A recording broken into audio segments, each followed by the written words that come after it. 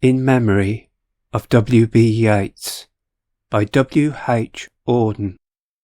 He disappeared in the dead of winter. The brooks were frozen, the airports almost deserted, and snow disfigured the public statues. The mercury sank in the mouth of the dying day. What instruments we have agree. The day of his death was a dark, cold day. Far from his illness, the walls ran on through the evergreen forests. The peasant river was untempted by the fashionable quays. By mourning tongues, the death of the poet was kept from his poems. But for him, it was the last afternoon as himself, an afternoon of nurses and rumours. The provinces of his body revolted, the squares of his mind were empty. Silence invaded the suburbs.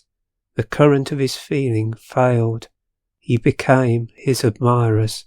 Now he is scattered among 100 cities, and wholly given over to unfamiliar affections, to find his happiness in another kind of wood, and be punished under a foreign code of conscience. The words of a dead man are modified in the guts of the living. But in the importance and noise of tomorrow, when the brokers are roaring like beasts on the floor of the bourse, and the poor have the sufferings to which they are fairly accustomed, and each in the cell of himself is almost convinced of his freedom, a few thousand will think of this day, as one thinks of a day when one did something slightly unusual. What instruments we have agree. The day of his death was a dark, cold day. You were silly, like us. Your gift survived it all. The parish of rich women, physical decay. Yourself. Mad Island hurt you into poetry.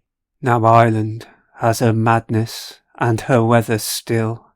For poetry makes nothing happen. It survives in the valley of its making, where executives would never want to tamper, flows on south from ranches of isolation and the busy griefs, raw towns that we believe and die in. It survives, a way of happening, a mouth. Earth, receive an honoured guest. William Yeats is laid to rest.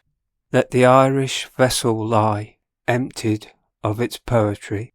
In the nightmare of the dark, all the dogs of Europe bark, and the living nations wait, each sequestered in its hate. Intellectual disgrace stares from every human face, and the seas of pity lie locked and frozen in each eye.